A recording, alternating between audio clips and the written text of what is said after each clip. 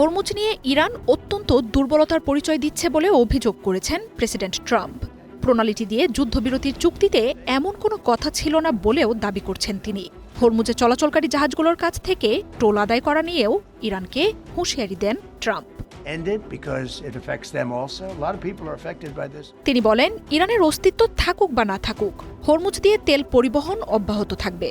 আর ট্রাম্পের একের পর এক এমন সব দাবি চলমান যুদ্ধবিরতির ভঙ্গুর পরিস্থিতি সামনে নিয়ে আসছে।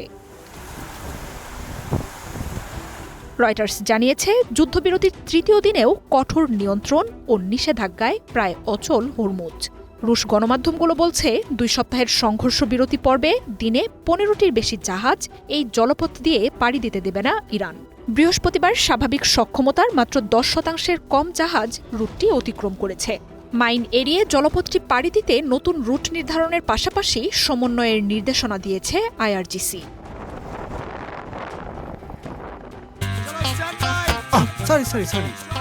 লাইফে কখন কি হয় গ্যারান্টি আছে, তাই ইন্স্যুরেন্স করুন সিটি ব্যাংকে, কারণ ইন্স্যুরেন্স করলে সিটিতে সুরক্ষা পাবেন নিশ্চিন্তে। অস্বস্তিকর যুদ্ধবিরতিতে জাহাজ চলাচলের সতর্কতা বজায় রেখেছে শিপিং কোম্পানিগুলো। চলমান 2 সপ্তাহের যুদ্ধবিরতিতে হরমুজের 2 পাশে থাকা 2000-এর বেশি জাহাজের জট খুলবে না বলেও সতর্ক করছে পর্যবেক্ষক সংস্থাগুলো। গণমাধ্যমগুলোর রিপোর্ট বলছে, হরমুজ অতিক্রম করতে চাওয়া জাহাজগুলোর কাছ থেকে দেশের মালিকানা ভেদে $2 মিলিয়ন পর্যন্ত শুল্ক আদায়ের পরিকল্পনা করছে তেহরান।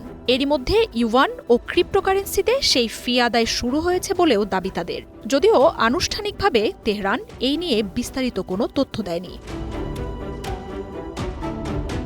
তবে আমেরিকা সহ পশ্চিমা দেশগুলো হরমুজের শুল্ক পরিকল্পনার তীব্র বিরোধিতা করছে। আন্তর্জাতিক জলসীমায় এমন কোনো নিয়ম কেউ চাইলেও নির্ধারণ করতে পারবে না বলে জানিয়েছে জাতিসংঘ। এদিকে যুদ্ধে ইরান চূড়ান্ত বিজয় অর্জন করেছে জানিয়ে হরমুজ ব্যবস্থাপনাকে নতুন ধাপে নিয়ে যাওয়ার ঘোষণা দিয়েছেন সর্বোচ্চ নেতা মুজতবা খামেনি। দেশে প্রতিটি আঘাতের জন্য আমেরিকার কাছ থেকে ক্ষতিপূরণ আদায়েরও ঘোষণা দিয়েছেন এই নেতা। বিশ্লেষকরা বলছেন, অস্তিত্ব রক্ষার লড়াই শেষে এখন কৌশলগত সুবিধা ব্যবহারের ধাপে প্রবেশ করেছে তেহরান।